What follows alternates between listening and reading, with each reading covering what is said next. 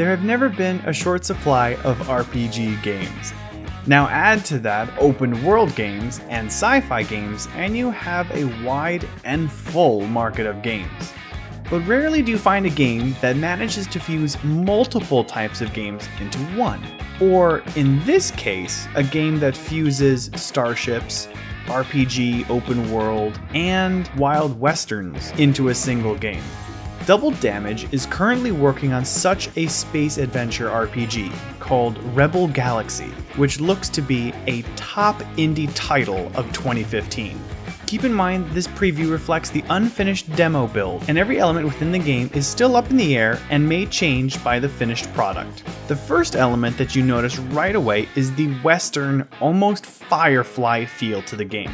Yes, you are in the far future and are in command of a starship, but with the backwater dialogue and western genred music playing, you wouldn't be at all surprised if you saw the Firefly pass your ship. To some degree, this was a major gamble on Double Damage's part, due to the fragile nature of such a fusion. But Rebel Galaxy not only delivers, it knocks it out of the park. You feel as though this starship was built in the good old days, and that your vast galaxy is the Wild West, complete with space bandits and gold diggers. Even hearing the western music pick up volume when you engage your warp drive brings a smile to your face, and lets you sit back and enjoy your travel as you explore the galaxy.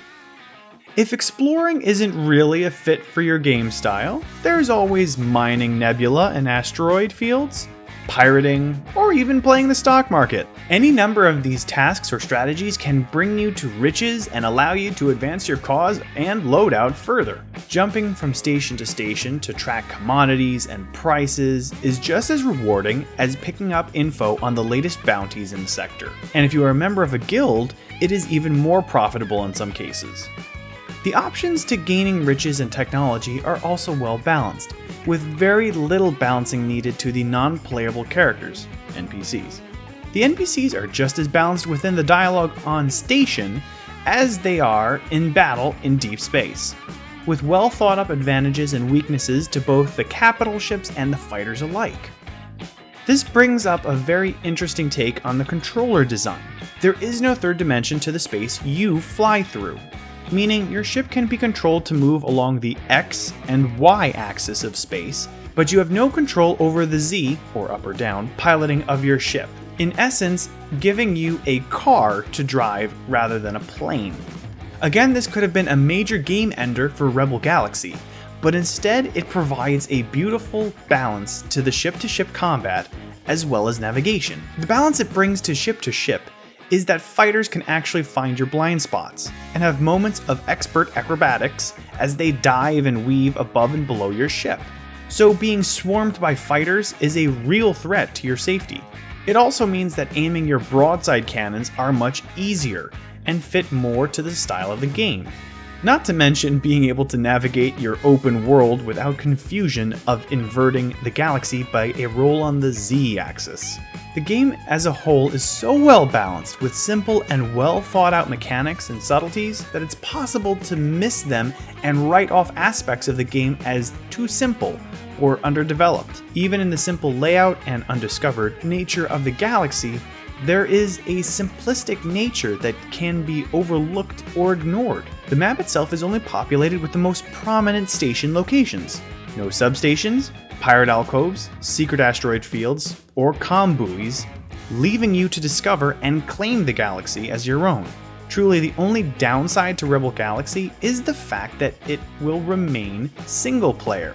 This is due to the complex nature of the ships and battle metrics. In essence, the sheer number of people playing would break the game mechanics. This, however, can be used to a multiplayer mod's advantage. This simple workaround can be found in the jump drive, which is one of the most expensive technologies you can purchase for your starship, and lets you jump from the gateway to any point in the galaxy without having to spend time in warp. Instead of having the jump drive take you only to locations within your galaxy, the multiplayer aspect would be to allow your starship to jump to a multiplayer galaxy that is rich with resources and natural dangers, and with the gateway as the only structure within it.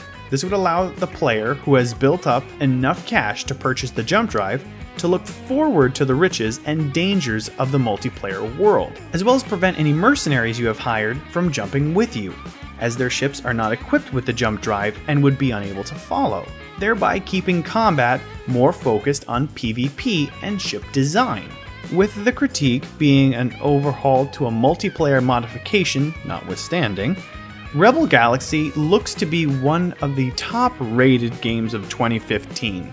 Remember, however, this preview has been based on the demo build, and that every element of the game is still in flux.